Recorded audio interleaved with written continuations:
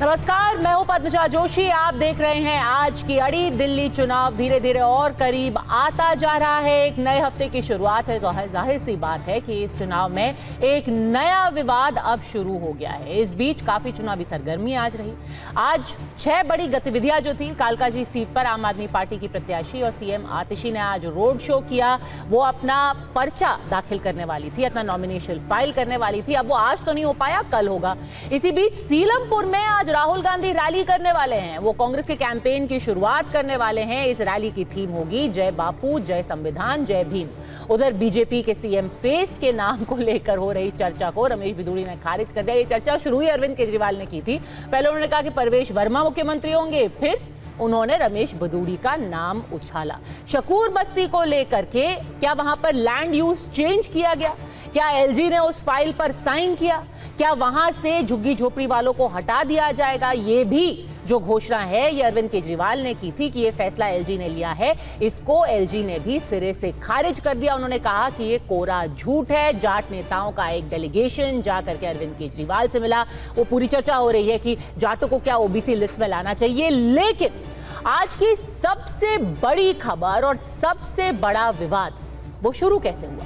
शुरू हुआ Delhi high court की एक टिप्पणी से, क्योंकि दिल्ली हाई कोर्ट ने आज दिल्ली सरकार को सीएजी की रिपोर्ट में देरी करने पर कड़ी फटकार लगाई। क्या क्या हुआ आज हाई कोर्ट में? हाई कोर्ट की जस्टिस सचिन दत्ता की बेंच ने कहा कि सीएजी रिपोर्ट पर विचार करने में जिस तरह से दिल्ली सरकार ने अपने कदम पीछे खींचे हैं, उससे उनकी ईमानदारी पर संदेह पैदा होता है। दिल्ली सरकार को सीएजी रिपोर्ट को तुरंत स्पीकर को भेजना था और सदन में चर्चा शुरू करनी चाहिए थी, जिस पर दिल्ली विधानसभा सचिवालय ने कहा कि विधानसभा का कार्यकाल ही खत्म होने वाला है, इसलिए इस कार्यकाल में रिपोर्ट को लाने का कोई फायदा नहीं है। कोर्ट ने कहा अब अगली सुनवाई जनवरी 15 को होगी। दरअसल 11 जनवरी को दिल्ली सरकार के फैसलों को लेकर सीएजी की रिपोर्ट लीक हुई थी। इसमें शीश महल, शराब नीति के फैसले सहित 14 कुल मामले हैं, जिसके बाद 7 बीजेपी विधायकों ने सीजे की रिपोर्ट पर विधानसभा में चर्चा करवाने की याचिका दिल्ली हाईकोर्ट में लगाई थी। इधर सीएजी रिपोर्ट पर हाईकोर्ट ने दिल्ली सरकार को फटकार लगाई तो बीजेपी आम आदमी पार्टी की भूमिका पर हमलावर हो गई। उन्होंने कहा कि आम आदमी पार्टी आर्थिक आपदा, राजनीतिक आपदा के साथ साथ अब संवैधानिक आपदा भी पैदा कर रही है।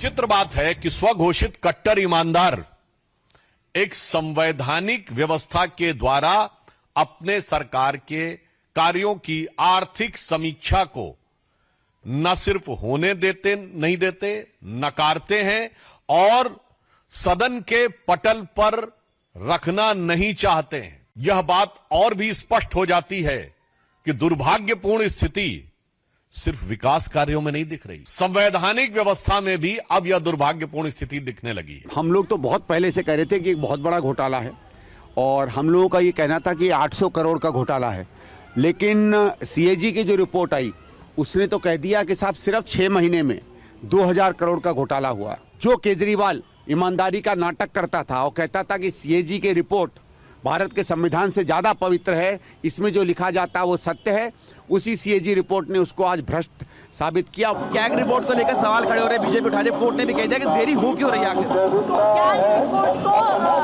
दिल्ली विधानसभा भेज दिया गया है, अगले सत्र में पेश किया जाएगा?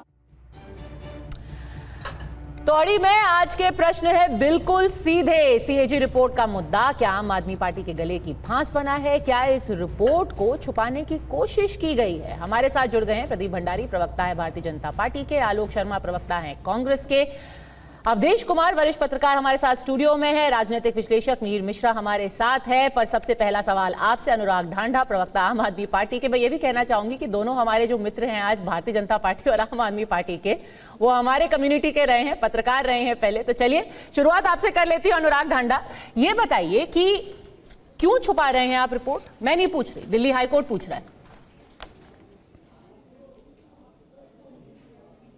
देखिए, मैं आपके सामने आज एक बीजेपी का झूठ बेनकाब होते हुए पूरे दर्शकों को दिखाऊंगा और आपको भी दिखाऊंगा। आज दिल्ली में कोर्ट ने क्या कहा? दिल्ली में कोर्ट ने आज कहा कि आपने टेबल क्यों नहीं की, तो हमने उनको बता दिया जी हमने 14 की 14 रिपोर्ट स्पीकर साहब को भेज दी है, हमने तो अपना पक्ष रख दिया। अब आप मुझे बताइए इसका मतलब क्या हुआ? कोर्ट ने आज इस बात पे मोहर लगा दी कि नहीं लगा दी कि अभी तक ऐसी कोई सीएजी रिपोर्ट नहीं है, अभी तक ऐसी कोई रिपोर्ट टेबल नहीं हुई, कोई सार्वजनिक नहीं हुई है ऐसी रिपोर्ट।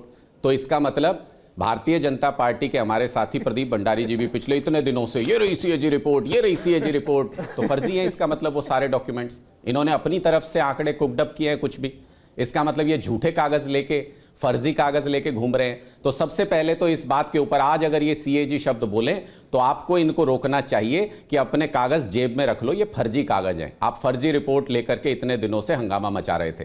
पहली बात ये साबित हो गई। दूसरी बात, अभी तक 10 साल के कार्यकाल में बहुत सारी सीएजी रिपोर्ट वो सीएजी ने ऑडिट किए हैं और बहुत सारी रिपोर्ट हमने टेबल की है। ये भी हो जाएगी, प्रोसेस में कहीं डिले हो सकता है थोड़ा बहुत। मैं उनकी बात करना चाहता हूं। थोड़ा बहुत नहीं, अनुराग ठांडा आपको रोकूंगी यहाँ पे। नहीं, एक्सप्रेस वे को नहीं, ये हुआ तो हुआ मोमेंट नहीं हो सकता।